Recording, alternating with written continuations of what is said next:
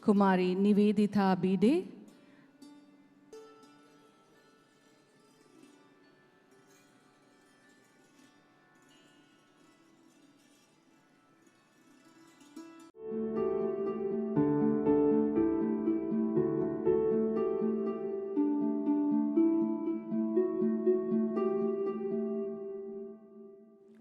Namaskar. Let us soften our gaze upon the Srimad Bhagavad Gita now.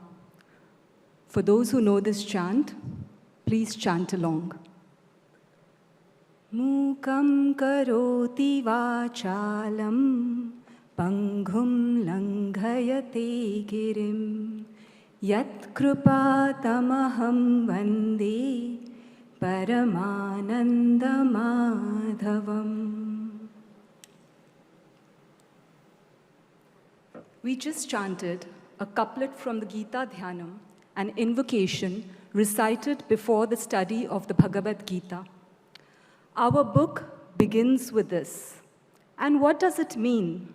It simply recognizes and offers obeisance to that life principle, Almighty, Source Energy, Higher Self, Atman, God, whatever we may call it, without which none of us can function, and by the grace of whom the impossible is made possible.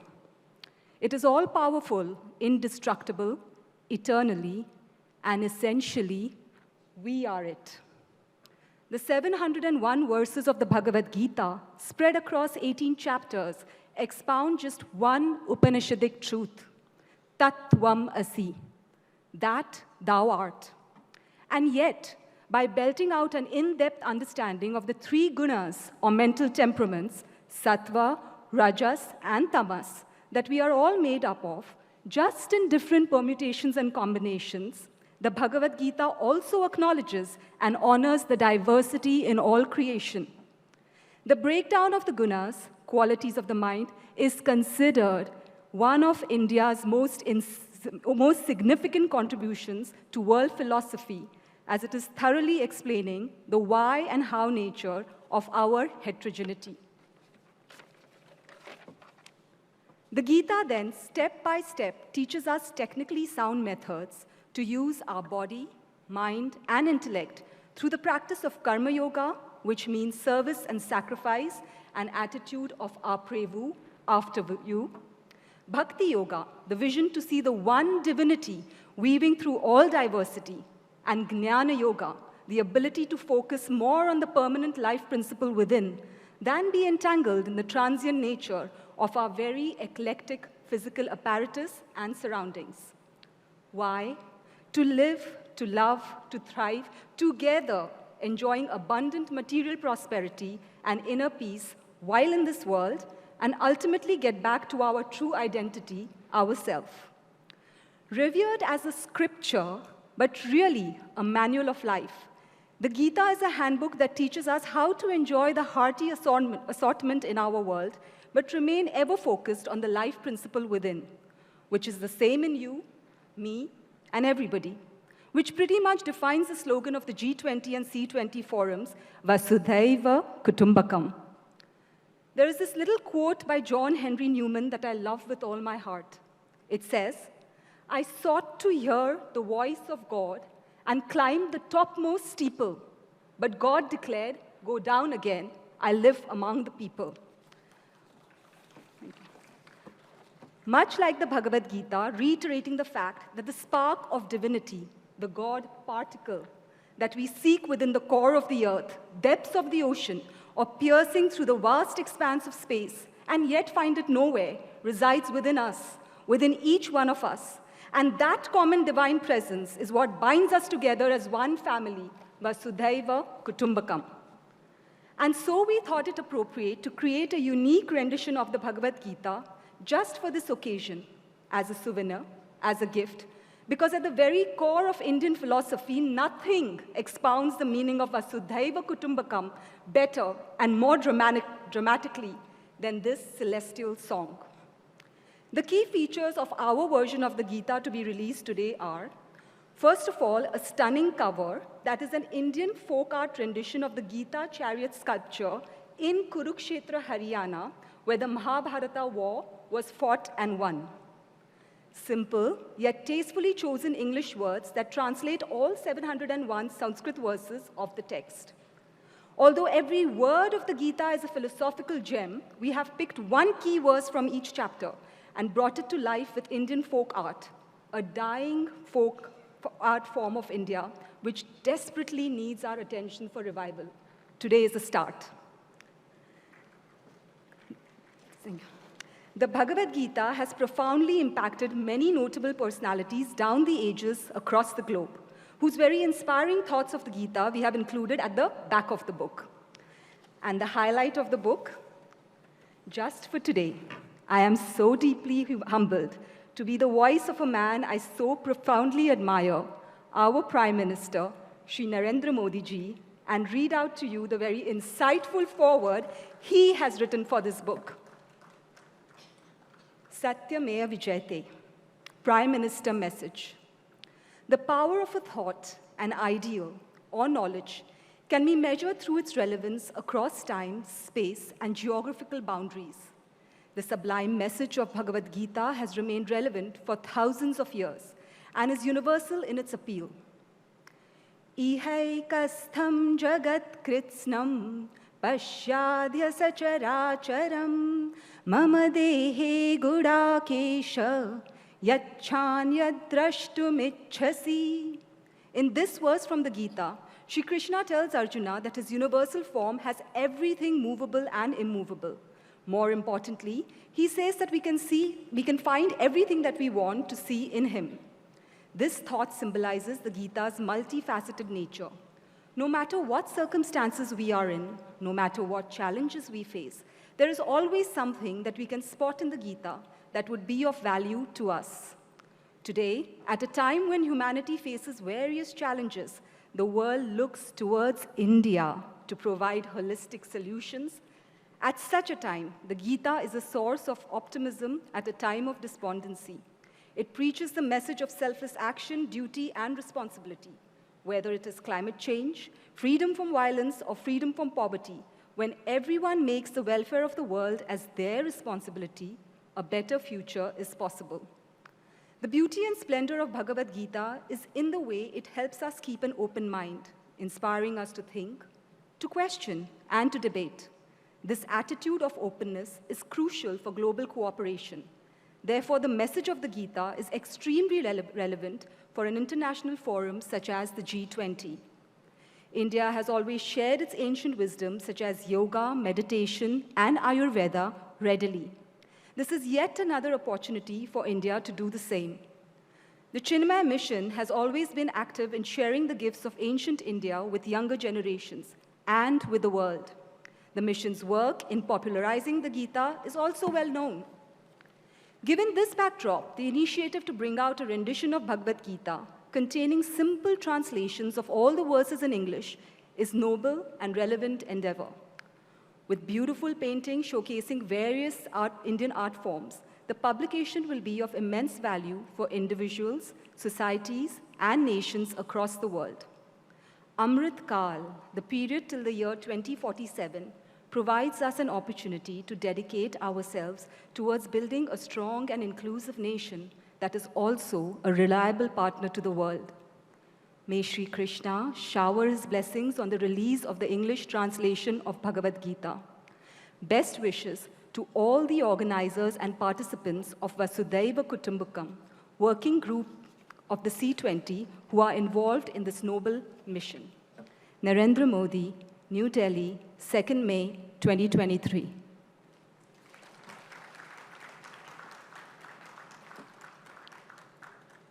Being that this philosophy is embedded in the Mahabharata and given out on a battlefield, the conception, gestation, and birthing of our rendition of the Bhagavad Gita, which had to be put together in record time, also met with its share of confusion and perils, as did Arjuna on seeing his loved ones. At a point, Arjuna dropped down on the chariot floor and said, "I will not fight." Similarly, our team, being the perfectionists that we are, on more occasions than one, went to print or not to print. Maybe we won't print. But again, drawing out inspiration from this very text, we were able to put our heads, hearts, and might together, motivated by the verse, Karmanye vadhikaraste ma phaleshu kadachana, which means your concern is with the action and its intent only, never with the result. And here we are with this devotional offering to all of you and the world at large. Our version of the Srimad Bhagavad Gita, the first of its kind, with many more to come. We sincerely hope you enjoy it. I would like to invite on stage the Gita book team, our Indian folk art artists, Janaki Baule, Arun Raman, Ranjana Uma Prakash, book cover art and specifications, Arun Raman, Divya Vigneshwaran, Ashutosh Mishra, book layout designers, Janki Baule, Bhuvaneshwaran Prakasam, Ashutosh Mishra, Dr. Ranganathan Raghunathan Sir and Shri S. Kannan Sir, who put together the Sanskrit verses and transliterations. Mitrananda ji was, of course, the captain of the ship who never let it sink.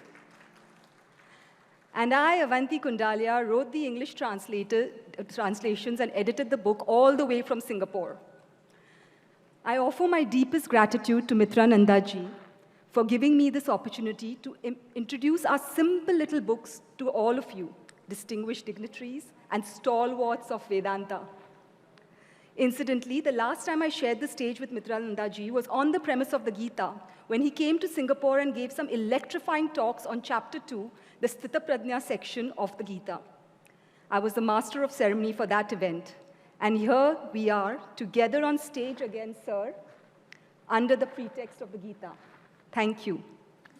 Without further ado, invoking the grace and blessings of Puja Gurudev Swami Chinmayananda and the entire Guru Parampara who have initiated us into the study and propagation of this life-transforming text, I now request Governor of Tamil Nadu, Honorable Shri R.N. Ravi ji, to kindly release the book.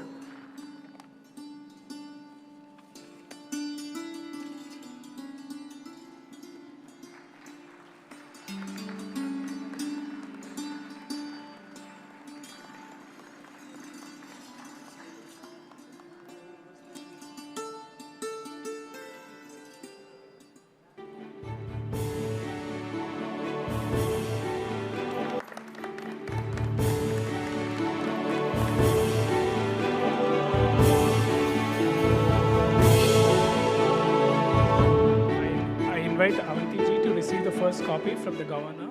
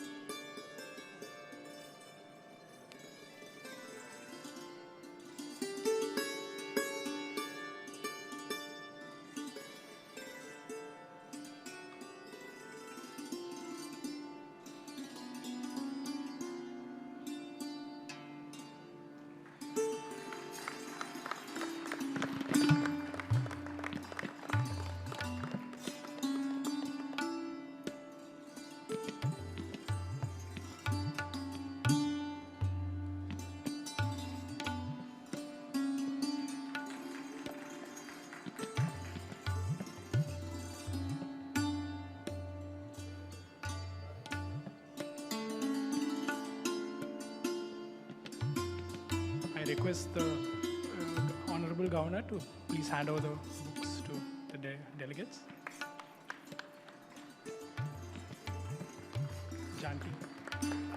Janki.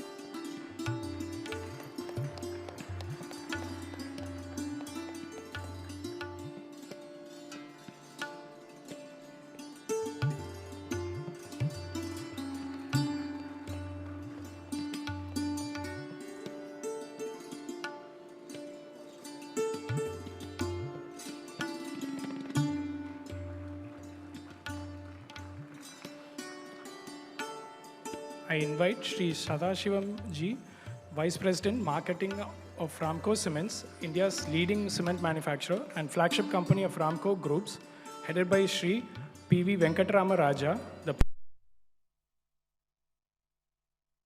from the Honorable Governor. I invite the guest of honor, Shri W.K.I. Sabera, Councillor, Sri Lankan Deputy High Commission, to please come and receive a copy of the Bhagavad Gita from the Honorable Governor.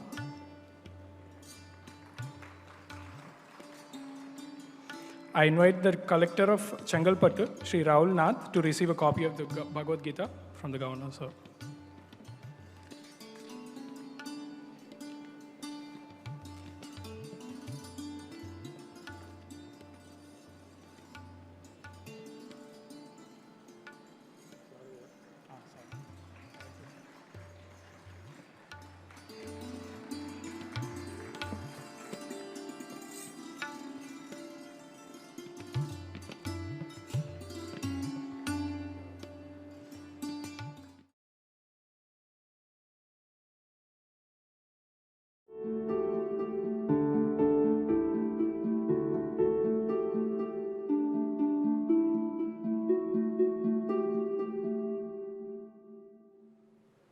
My salutations to Honorable Governor and to everyone present here. Pranam, Namaskaram, Vanakkam.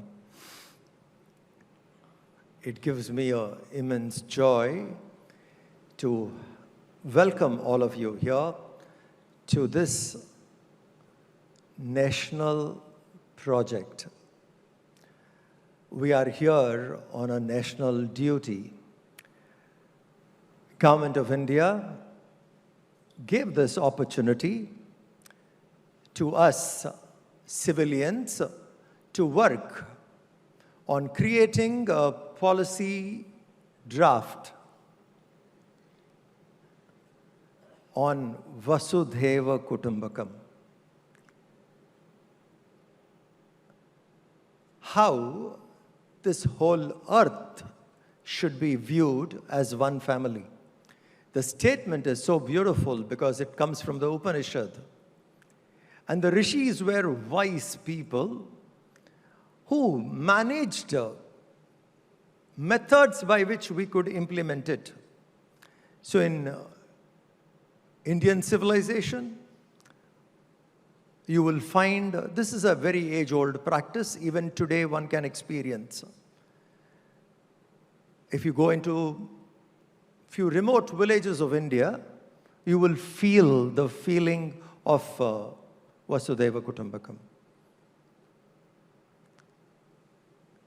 Atiti Devo Bhava is still practiced. So for us, it has come down, and it's a very well-known thought. But for the other nations, it's a very new thought. So Government of India has given us this responsibility to see how we can implement this brilliant idea into our daily living. What kind of a draft we have to make. So we have gathered here to discuss and to make this draft. Chinmaya Mission, Vivekananda Kendra, United Consciousness, ARSP. 4 organizations worked for it in different levels. And minimum people have conducted 15, 20 seminars each organization has done. So we have collectively must have done 75, 80 programs across India and in other parts of the world. All those inputs we are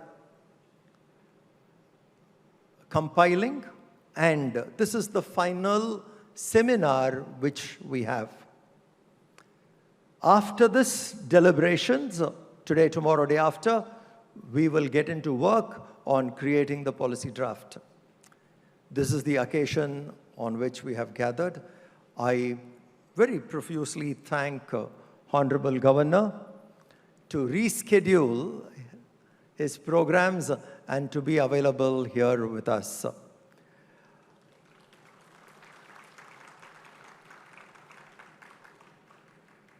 Earlier, Finance Minister of India, Honorable Nirmala Sitharamanji, was to be with us. And due to some important programs which are happening in Delhi, she has to call it off 1 week before. And she has sent a nice letter to all of us. In the subsequent sessions, we will read out that letter to you. I once again welcome all of you. Let's have a very healthy, fruitful discussion so you and I can work on making a good policy draft and recommend it to Government of India. Thank you very much.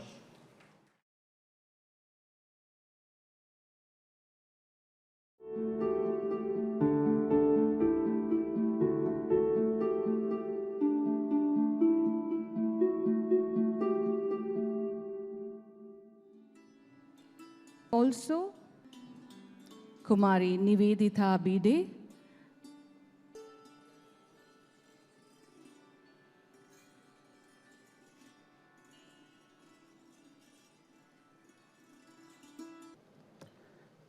Most respected Swami Mitrananda,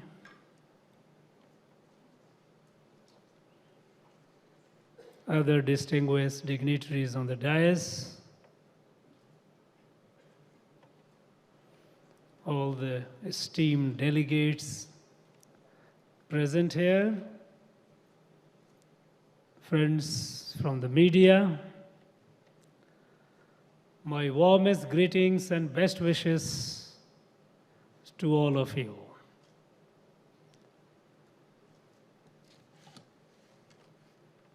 I would like to congratulate and greet Swami Mitrananda and his entire team for working on this theme, Vasudhaiva Kutumbakam, which is the cultural and spiritual identity of our country, India.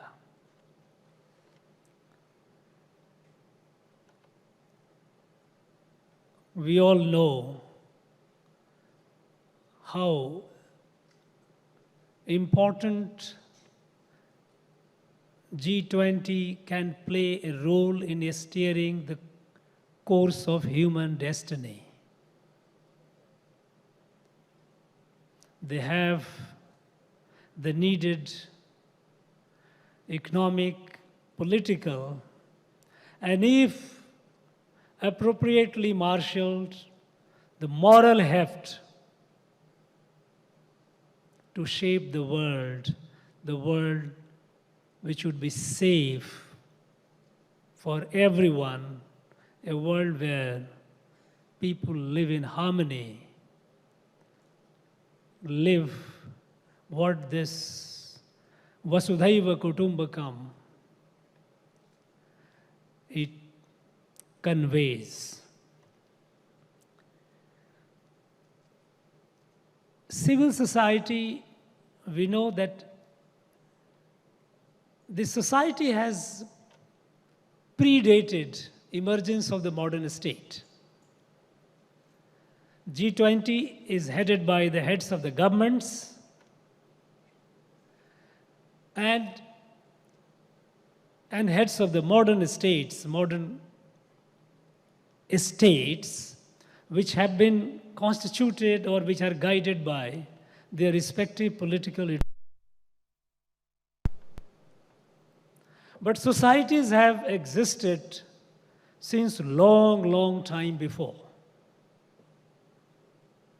And society, over hundreds of years, thousands of years, has learned to coexist peacefully and harmoniously with each other. Not only with each other among the humans, but also live in perfect harmony with the environment.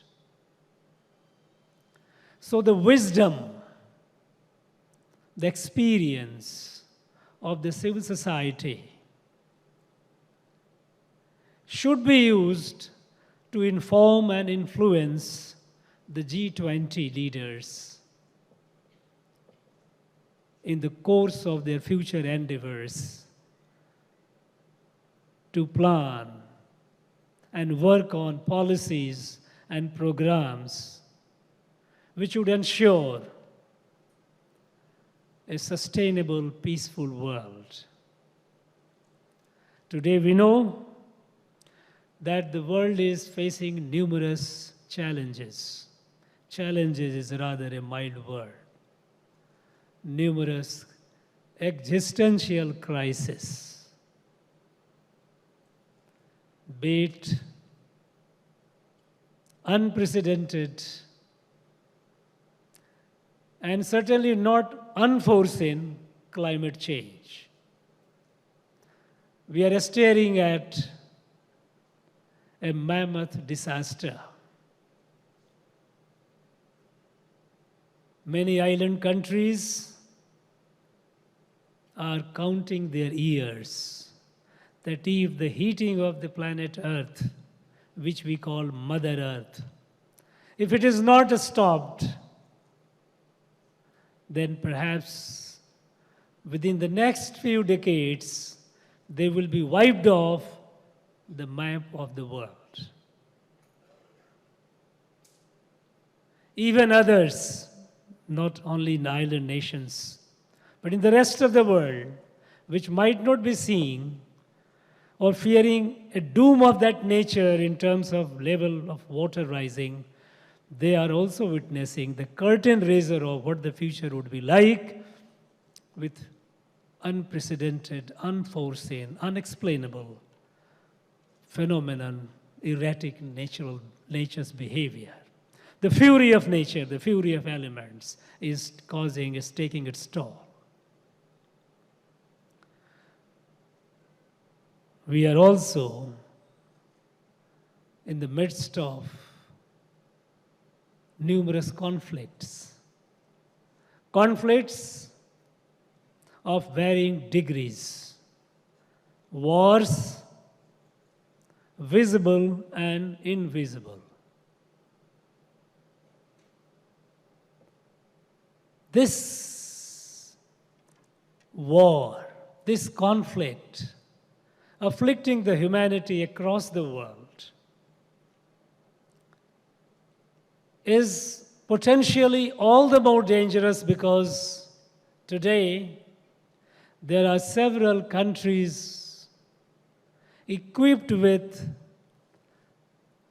such destructive power,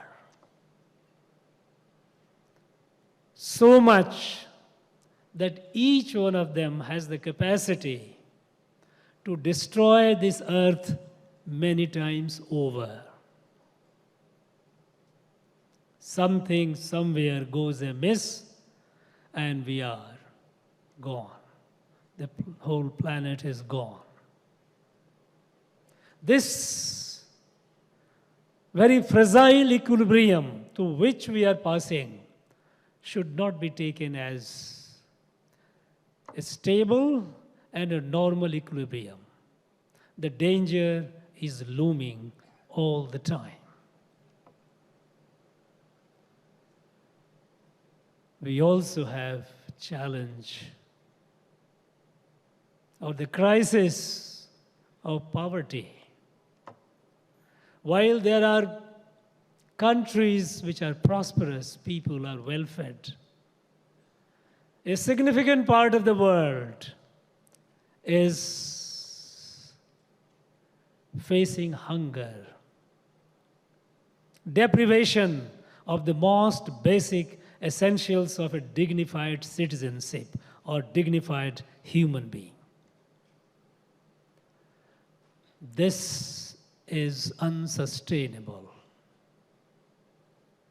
The lack of desired empathy, the needed empathy, compassion, which was manifested in the global pandemic, when the whole world suffered COVID-19, no one was spared. But in that crisis situation, some were less fortunate. When the vaccines were developed, we witnessed how some countries looked at this new life-saving medicine called vaccine as an opportunity to make money. At that point of time, this was this country. And thanks to our scientists, when they developed the vaccine, we shared the vaccine with several countries, over 150 in the world.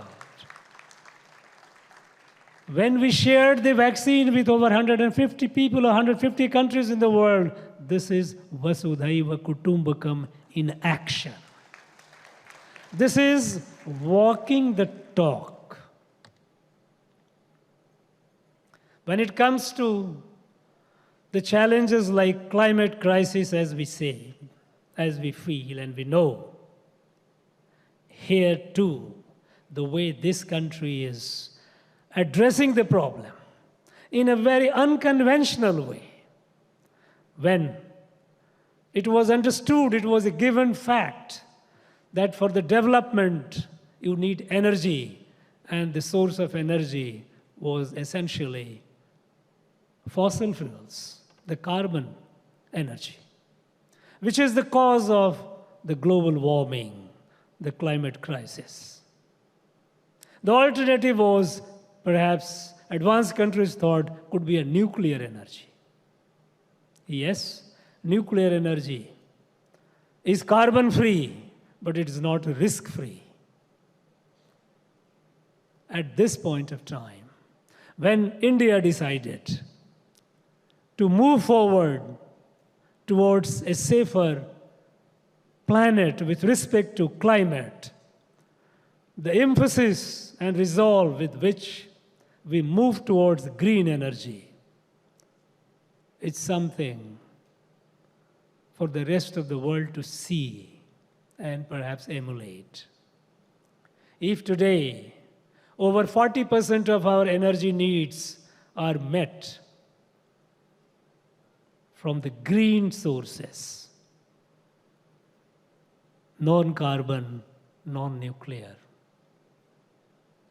we are tapping in all possible alternative sources, sun energy, wind energy. Of course, we have been tapping hydro. Now we are tapping energy from the refuse, from the waste. And that is the call when the Prime Minister said, when we achieved the incredible target of ODF, open defecation free, we said now it is ODF plus. Now we have to make the kanchan, kachare se kanchan, produce energy out of the waste.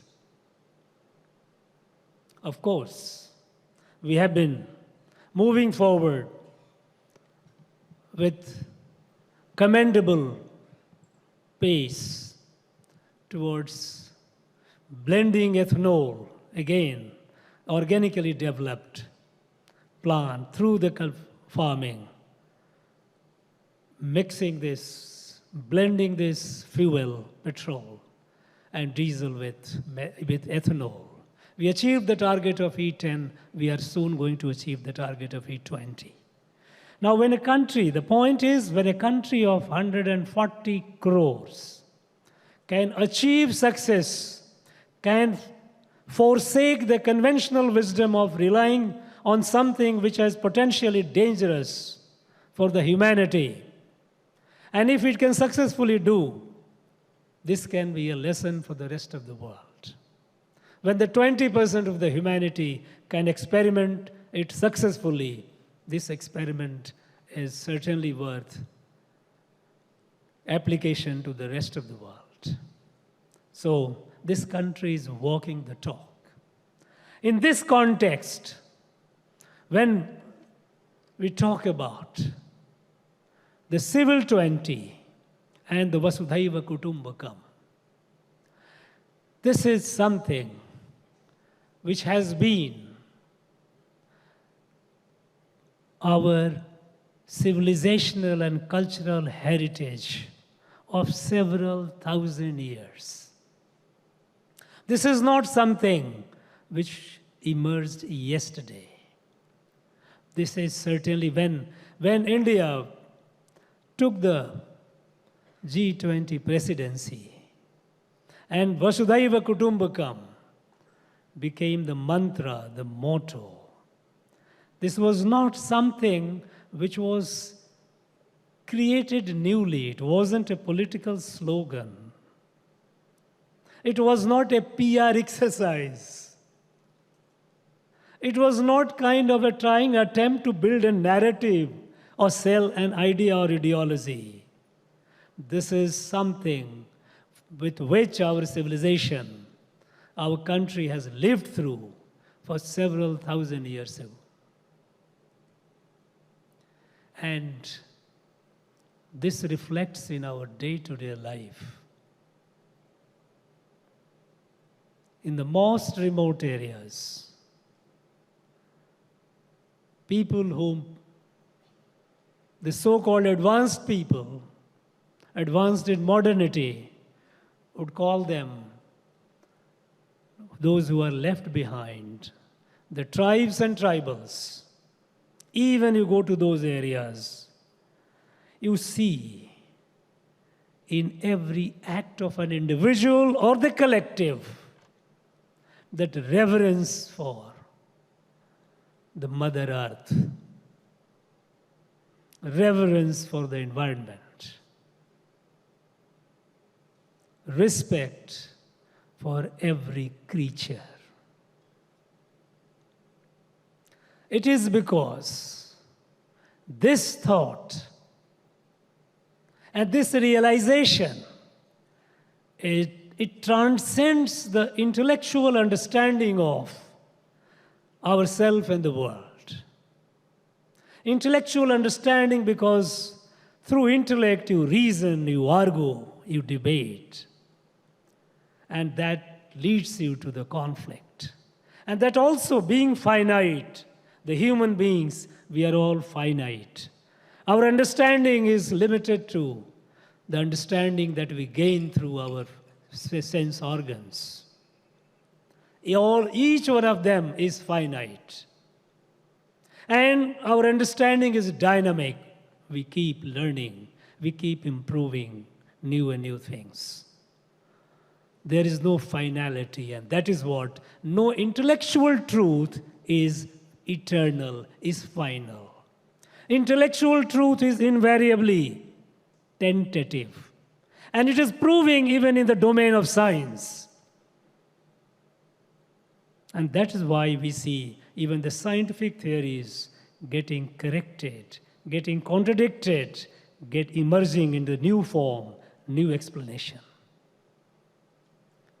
So this understanding of the people even in the remotest area of this country to live in perfect harmony with nature is not something which is an intellectual heritage. It is a cultural and a civilizational heritage of Bharat. When several thousand years ago, when our rishis, the seers, when they revealed this wisdom of oneness of creation, oneness of creation, with a stunning diversity that we see. Underlying all this is the eternal truth of oneness. This oneness is like a massive tree with million leaves. No two leaves are alike, and yet they are integrally one. Member, each one of them is a member of that family of tree. This diversity that we see as differences are like diversities of a flower. With hundreds of petals, no two petals are alike, and yet a petal does not exist beyond the flower. This a stunning realization that resolves the differences of all kinds. There is no sense of other. There is no question of you and I, it's a question of us.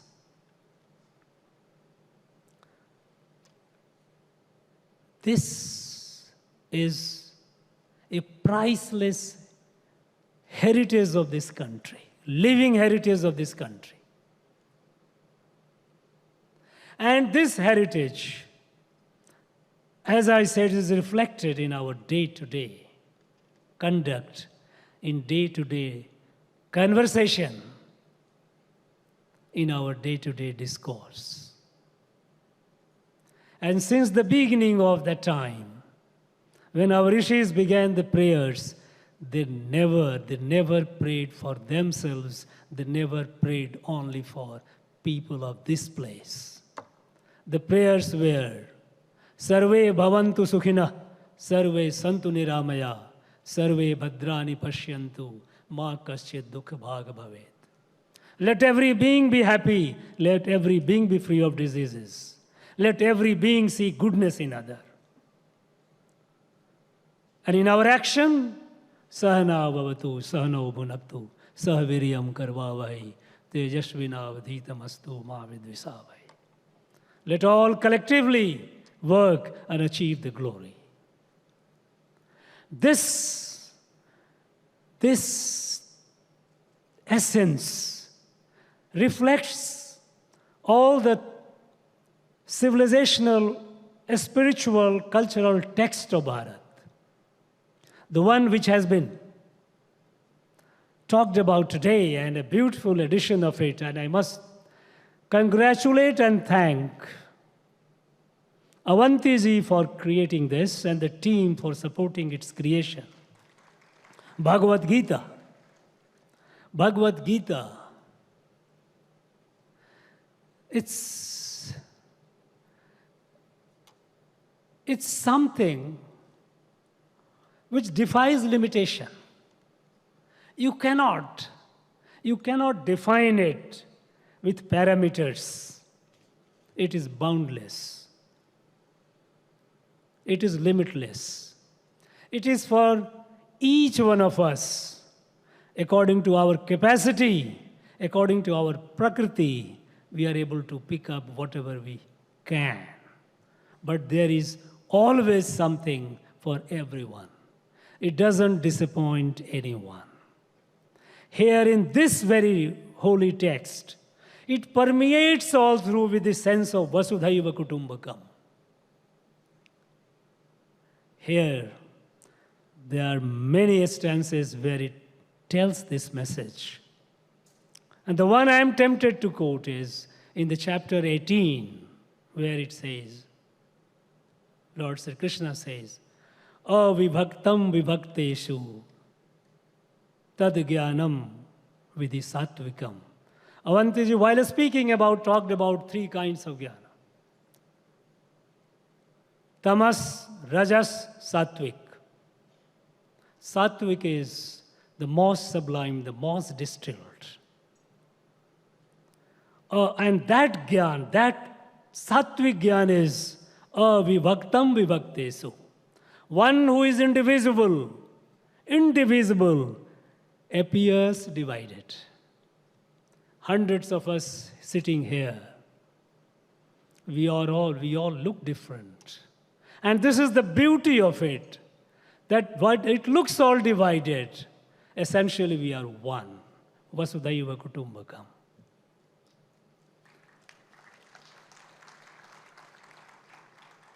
Now, at the time when India is hosting the responsibility of G20 presidency, Civil 20, and the one with Vasudhaiva Kutumbakam, vertical, if you call it so, has a very, very important responsibility. We need to present to the world, present to G20 leadership, our experience, our civilizational experience of living in harmony with everyone. Illustrated the way this country, the people of this country have lived through ups and downs of history, various ups and downs this country has faced, the people of this country have faced. But yet, this eternal principle of Vasudhaiva Kutumbakam has never faded away.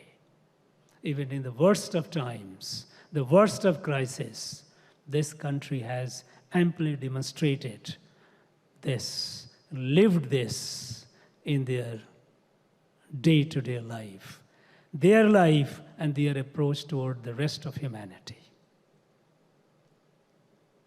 At a time when we are facing so much of a crisis, our country, India, has a special responsibility. This wisdom has been there with us for thousands of years.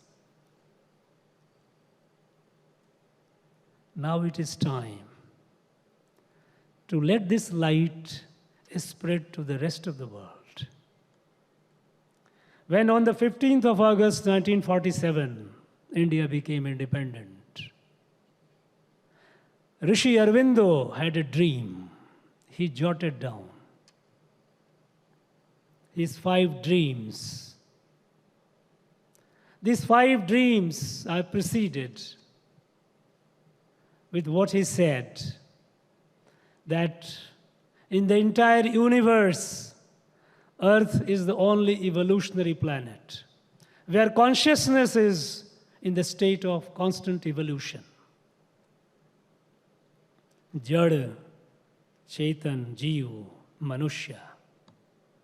When consciousness crept into the inert, inanimate, that led to emergence of Jiva.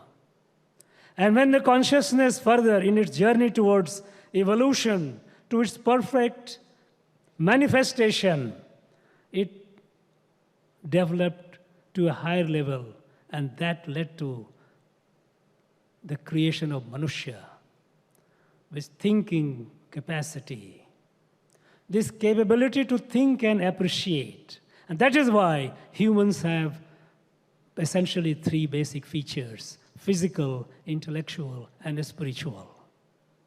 The growth of consciousness is the destiny of human being. This knowledge, when he said that the entire universe, Earth is the only evolutionary planet, and on this evolutionary planet, Bharat is the only country where this wisdom was revealed several thousand years ago, that Vasudhaiva Kutumbakam, we are all part of a family. So, he said, Bharat has an obligation, a duty to the rest of the world to spread this wisdom, to spread this light. As we all know, when this light is spread from the shores of the ocean to the peak of the Himalayas, Bharat emerged. As it is mentioned in our ancient text, Uttaram yad samudrasya, himadrishya dakshinam, varsham tad bharatam nama, bharatiyat santati. This Bharat, the light that is spread over this land, this light has to spread to the rest of the world. And today, Bharat should be capable of spreading the light. The light was there with us all the centuries, all the millennia. But over a long period, it was eclipsed. It was eclipsed. As a result, the light remained here. It was not adequately radiated to the rest of the world. Today, when Bharat is moving forward with resolve towards its destiny, to be capable of spreading the light.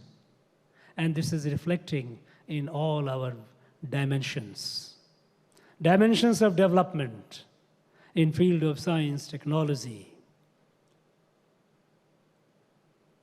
In every field, India is moving forward. And now we have set a goal that in the Amrit Kal, in the period up to 2047, this country has to be self-reliant, has to be Atmanirbhar. And has to be Atmanirbhar, not just for itself, not just for herself, but for the rest of the world, for Vishwa Kalyan. मानव कल्याण, हम तो मानव कल्याण नहीं, विश्व कल्याण की बात करते हैं, where every element of creation is in peace and harmony with each other. At this time, when we are out of the eclipse and moving forward, this message has to be spread with due emphasis. And here, this vertical, this Civil 20 has a special responsibility in drafting the policy document, present it to the G20 leadership in a way that it informs them, it influences them to make a safer world for all of us. Friends, in the next 3 days, I am very sure the eminent delegates and experts from all over would be sharing their experience, their wisdom. There would be considerable churning, meeting of minds, meeting of thoughts, meeting of experiences. And I'm sure that Amrit will come out of that through all the churning. And that will be the gift to the world. I wish all of you all the very best. I wish this 3 days international conference very purposeful and successful affair. Thank you very much. Jai Hind.